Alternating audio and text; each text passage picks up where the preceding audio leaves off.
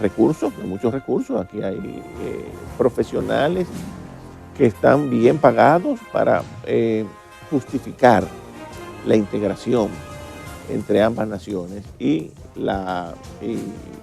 buscarle sustento teórico a esa migración descontrolada y justificarla y decir que es beneficiosa para nuestro país cuando no es del todo así. Pero lo han demostrado. Lo han demostrado históricamente. Hay un resentimiento histórico, Sí. desafortunadamente, del pueblo haitiano, porque ellos siempre han entendido que esta parte de la isla les pertenece. Eso está en su psiquis. Y definitivamente no nos ven ni nos van a ver con simpatía. Tenemos que ser, obviamente, solidarios, pero hasta cierto punto, porque toda la vida tiene un límite. Somos vecinos, pero no hermanos. Pero no hermanos. Exactamente. Nada de esa hipocresía oficial de que somos hermanos, el hermano pueblo, no.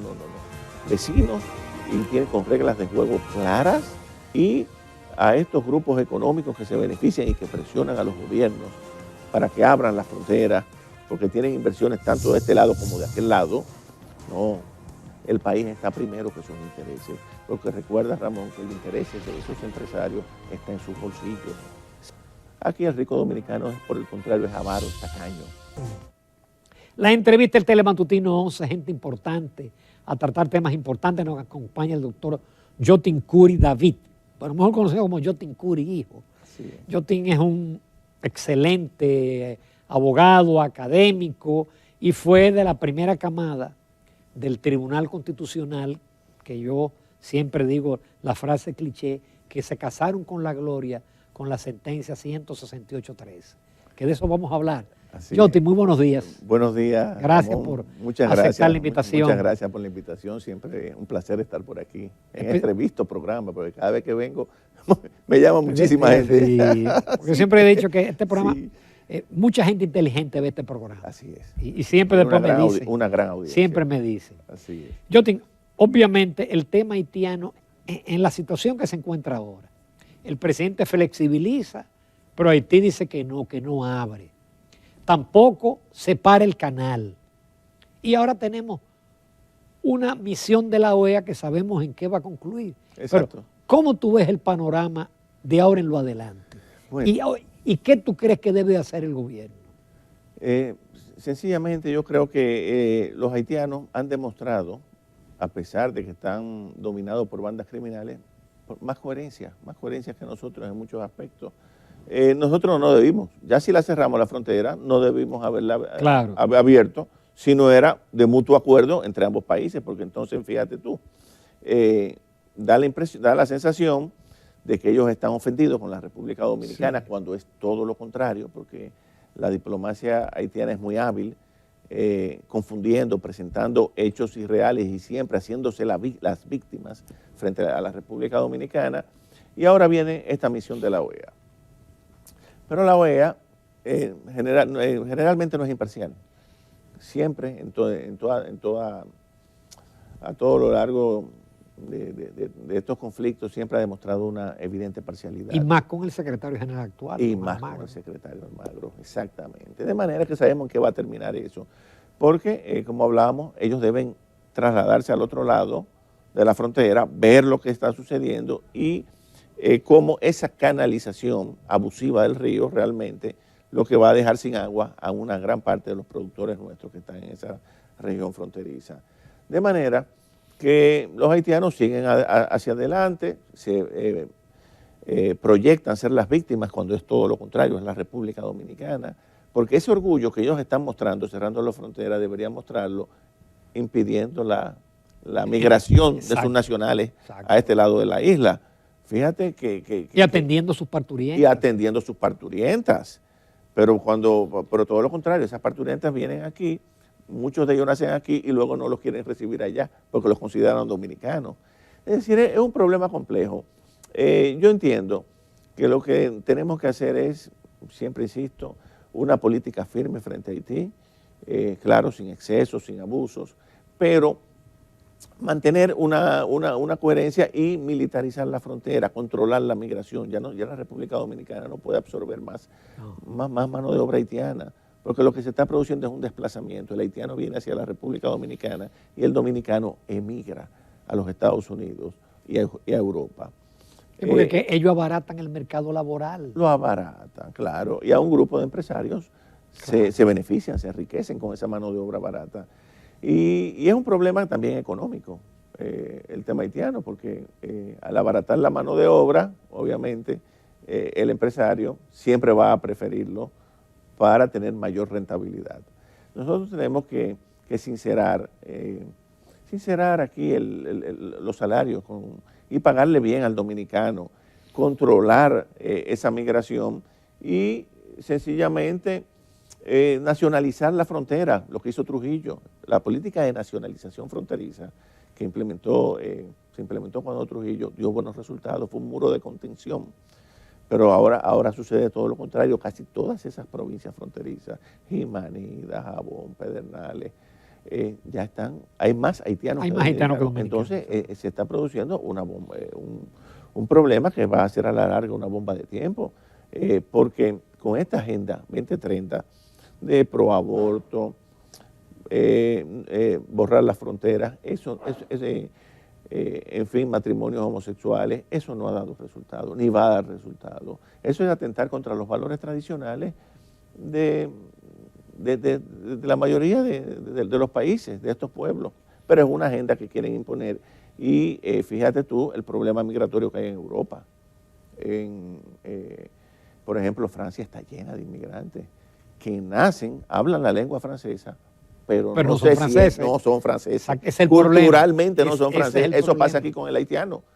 Eso pasa aquí. Pueden hablar español, pueden nacer aquí, pero culturalmente no se sienten. Que a diferencia del dominicano se integran en las sociedades. Y por eso en Estados Unidos tenemos ya representantes, tenemos políticos, tenemos alcaldes. Correcto. Porque se integran a las sociedades. Se integran a las sociedades. Fíjate que yo te decía en un programa anterior que yo leí un artículo hace ya unos años, lástima que no lo recorté, donde una señora explicaba cómo la política norteamericana es frontera abierta hacia acá para que los haitianos vengan y ser generosos con nosotros en la concesión de visas, para que se produzca una sustitución gradual, paulatina de la población, lo cual es peligroso porque ya aquí nosotros tenemos un altísimo porcentaje de población extranjera que, reitero, no es dominicana ni se va a sentir, aunque nazca aquí, aunque hable nuestro idioma, pero no se integra.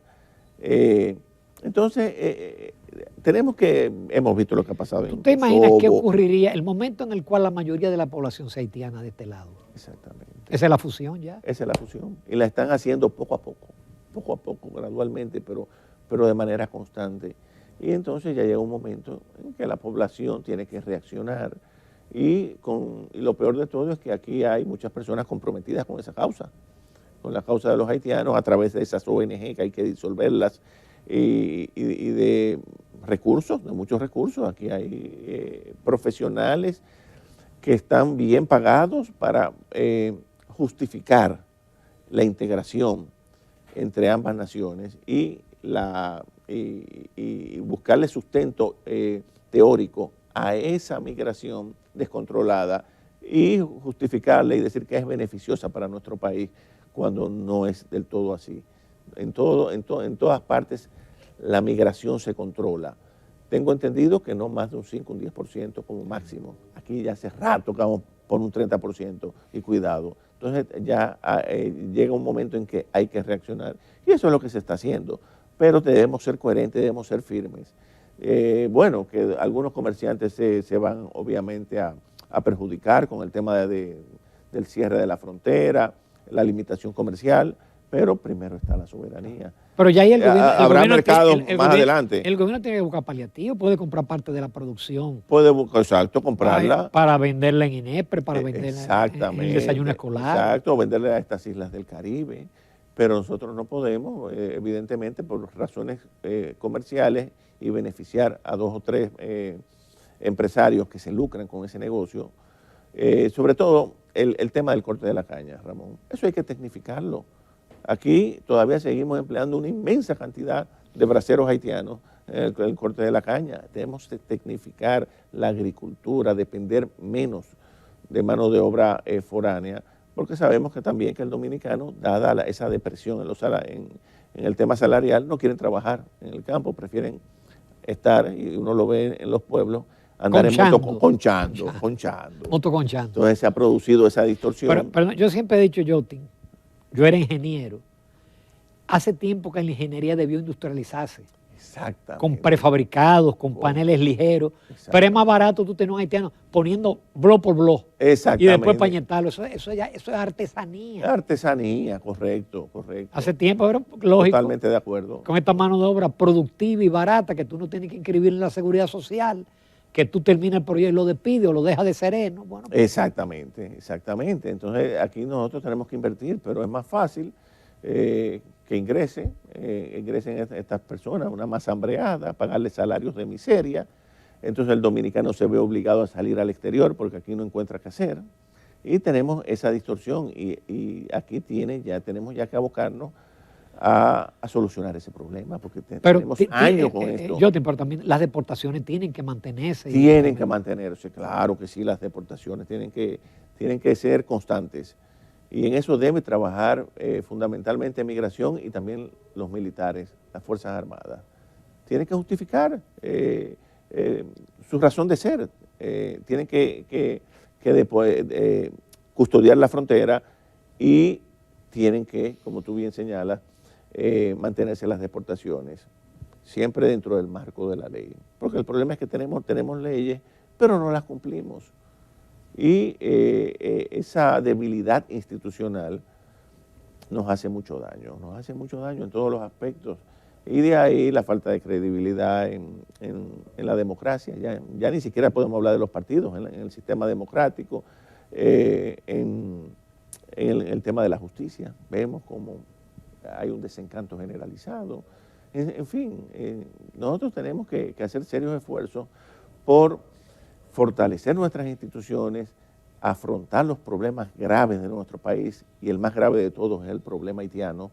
Tenemos que en eso tener claro lo que vamos a hacer, y tiene que haber también un pacto entre las agrupaciones políticas, por lo menos en cuanto a los temas de interés nacional. Tiene que haber un acuerdo mínimo de líneas programáticas que se mantengan, no importa el partido que ocupe el poder en un momento determinado. Porque el problema aquí es que tampoco se le da continuidad a las iniciativas estatales. A lo que inicia el gobierno de hoy, el de mañana lo desvirtúa o sencillamente lo deja de hacer y inicia otra cosa. Entonces tenemos que tener políticas claras y firmes, no importa el partido gobernante ni quién sea el presidente en un momento determinado. Yo creo que eso es fundamental también. Jotin, ¿es factible un arbitraje internacional en este caso como señala el Tratado del 29? Lo que pasa, bueno, el arbitraje, claro, es la figura contemplada en el tratado, pero el problema nuestro es que en el contexto actual la comunidad internacional está claramente a favor de Haití porque han jugado el papel de víctima. Esa es lo que algunos llaman la tiranía, la dictadura del débil. Es decir, se victimizan en vista de que es la nación más pobre de todo el hemisferio y sencillamente no hay imparcialidad para resolver los conflictos fronterizos, pero obviamente, claro, eso es lo que está contemplado y a eso es que tenemos que acogernos al arbitraje, pero tenemos que tener una línea firme, clara, determinada, para mantener una política coherente y constante con respecto a Haití. No importa el partido que gane, el que esté hoy, el que venga mañana, porque es un tema de supervivencia, Ramón. Nosotros somos un país pobre, ya que hay que parar ese tema de las parturientas haitianas. Cuando yo viajo al interior, que a veces voy a los hospitales y hablo con los médicos, me han manifestado su preocupación de la enorme cantidad de extranjeros que van, sobre todo las mujeres, vienen a parir hacia acá. Y yo digo, pero en todas partes del mundo, en ninguna parte del mundo, eso sucede. Y sobre todo gratis. Sí. Han desplazado. Porque en Haití ellas tienen que pagar el parto. Exacto, y aquí no. Entonces seremos nosotros un estado rico, nosotros somos un estado pobre y además no tenemos por qué absorber, si no tenemos para los dominicanos, para los nacionales, mucho menos para los extranjeros. Y en ese sentido debemos ser solidarios. Yo creo que sí, que hay que ser solidarios. Hay que tenderle una mano amiga, aún a sabiendas de que no son agradecidos, porque no lo son. Pero lo han demostrado. Lo han demostrado históricamente. Hay un resentimiento histórico, sí, desafortunadamente, del pueblo haitiano, porque ellos siempre han entendido que esta parte de la isla les pertenece. Eso está en su psiquis. Y definitivamente no nos ven ni nos van a ver con simpatía. Tenemos que ser, obviamente, solidarios, pero hasta cierto punto, porque toda la vida tiene un límite. Somos vecinos, pero no hermanos. Pero no hermanos, exactamente. Nada de esa hipocresía oficial de que somos hermanos, el hermano pueblo, no.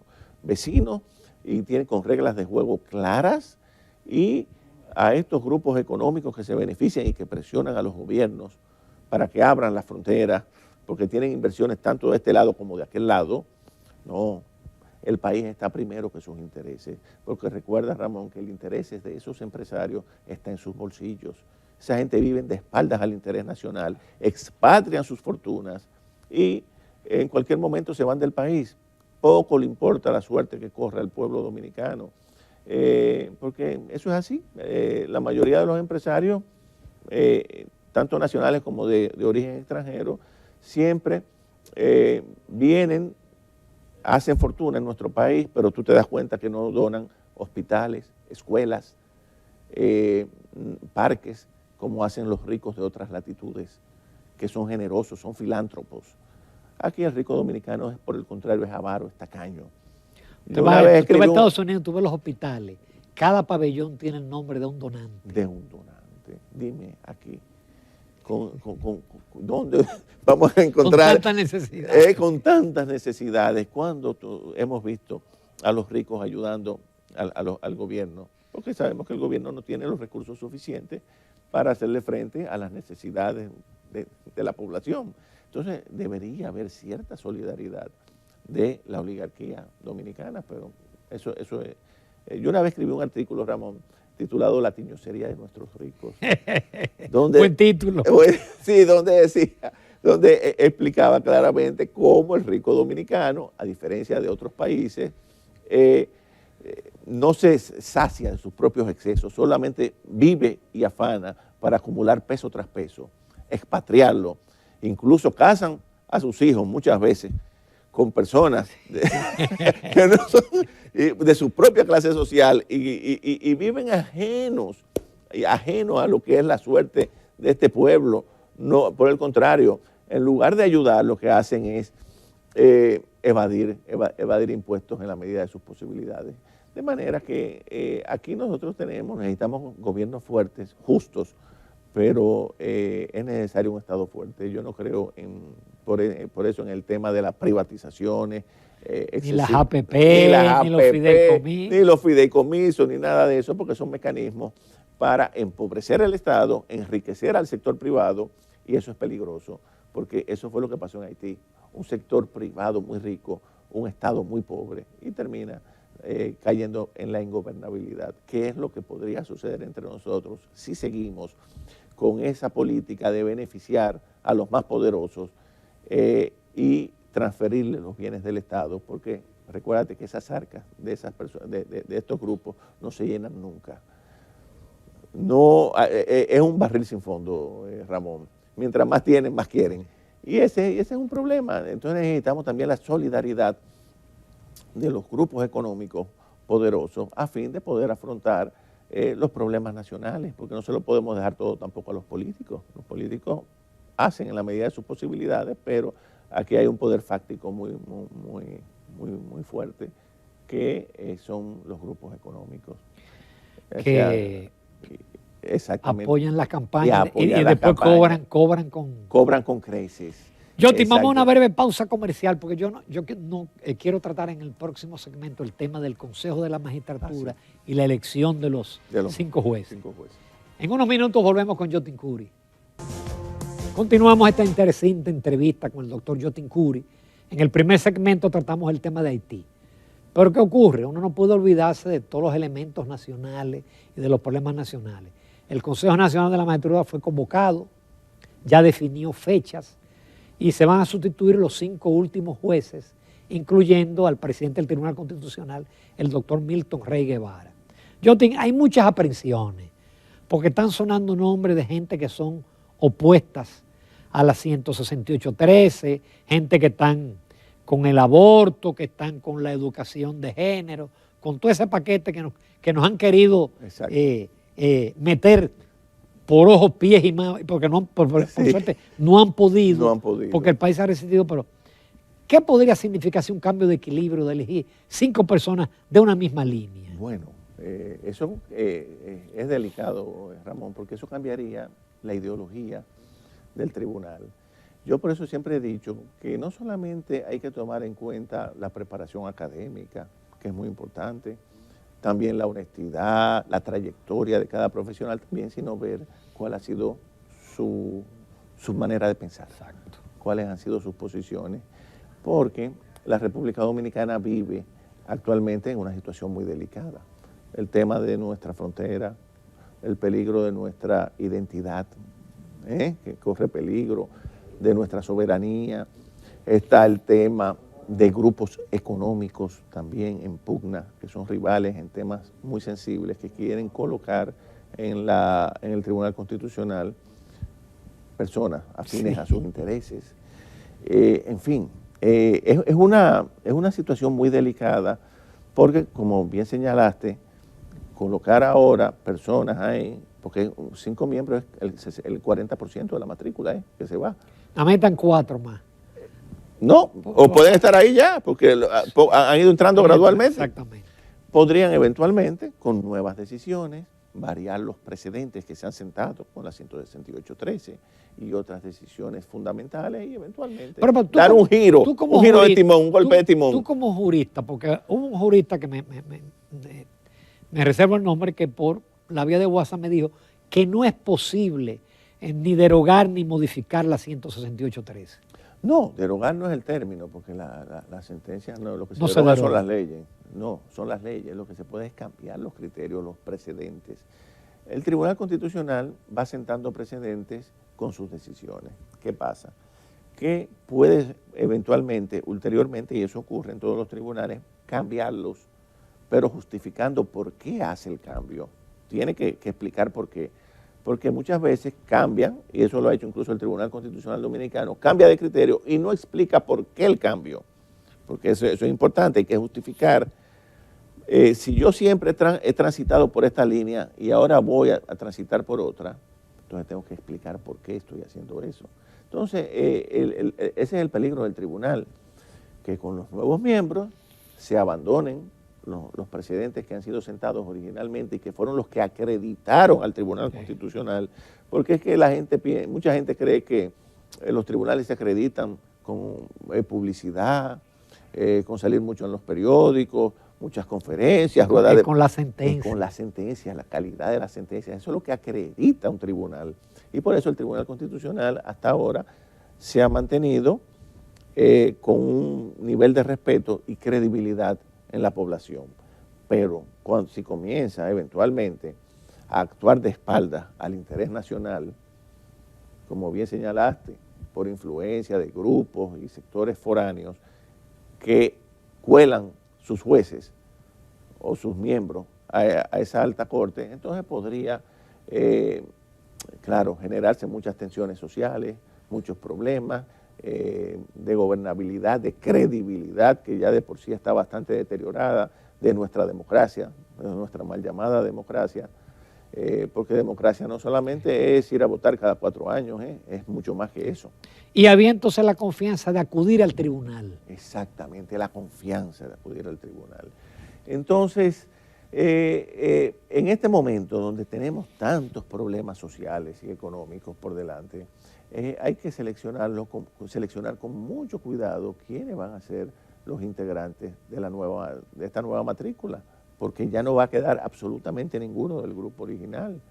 Y tengo entendido que algunos de los que han entrado no están de acuerdo con lo que se había hecho anteriormente.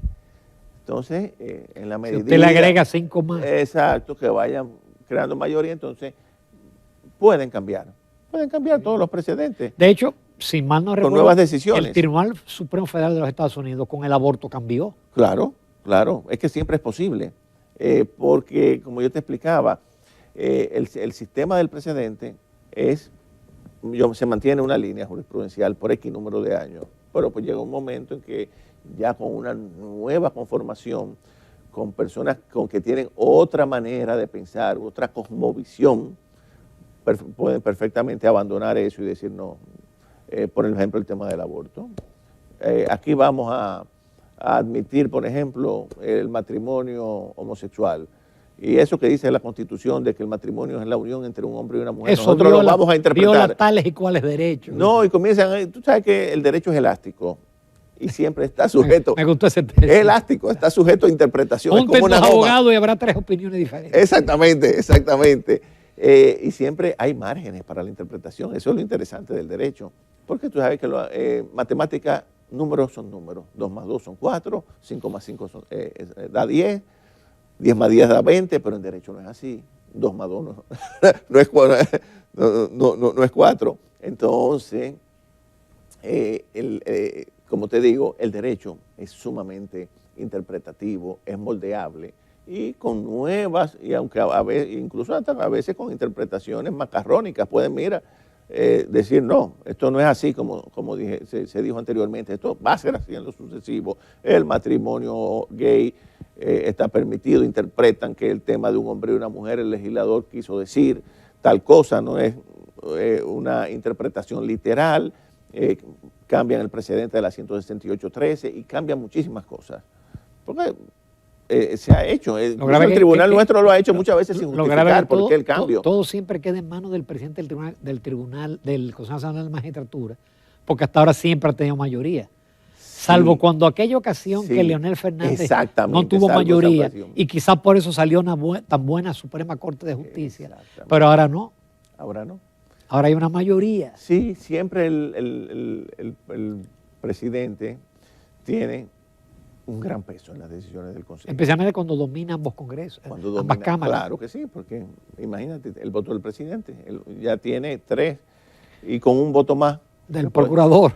Ya se produciría el empate y tú sabes que cuando hay un empate en las votaciones se impone el voto de calidad, es decir, el voto del presidente decide. Si llega, que esa es la ventaja del Tribunal Constitucional, que hay que tener 9 de 13. Sí, nosotros hay diferentes tipos de mayoría, la simple, la mayoría absoluta, mitad más 1, y la mayoría extraordinaria, que es la que tenemos para el Tribunal Constitucional, que es las 2/3 partes, ¿verdad? De 13, 9. Si no hay 9 votos, no hay sentencia. Y hay muchos proyectos que quedan estancados porque no se alcanza esa mayoría de votos. Es decir, que no salen y duran años ahí. Tiene una parte buena y es que hay que consensuar los temas importantes, pero también tiene una parte negativa, que es que si no se alcanza esa mayoría, muchos expedientes quedan trabados. Expedientes que a lo mejor son importantes. Pero o sea, yo estoy de acuerdo con que se mantenga así, las 2/3 partes, porque imagínate Ramón, que con una mayoría simple, se toma una decisión. Una mayoría absoluta, la mitad más 1, que sea con 7 votos. Entonces sería más fácil pasar determinados temas. Algunos pues, quizás sean buenos, pero otros no. Entonces, en asuntos delicados, yo creo que la mayoría de las 2/3 partes, la mayoría extraordinaria, es importante mantenerla. Y eso está consignado en la Constitución. Eso no puede ser variado mediante una ley. Habría que modificar el texto constitucional. De manera que eso está bien. Pero en algunos países como España son 12 miembros. Si se produce un empate, entonces decide el voto del presidente. Jotin Curi, como siempre agradecido. Abordamos 2 temas, pero 2 temas fundamentales. Gracias. Te agradezco mucho. Muchas gracias. Cuando te toco la puerta, si tú no tienes compromiso, Así siempre accedes a nuestra invitación. Gracias. Muchas gracias, Johnny. Amables clientes, nos vamos a comerciales, pero primero tenemos el segmento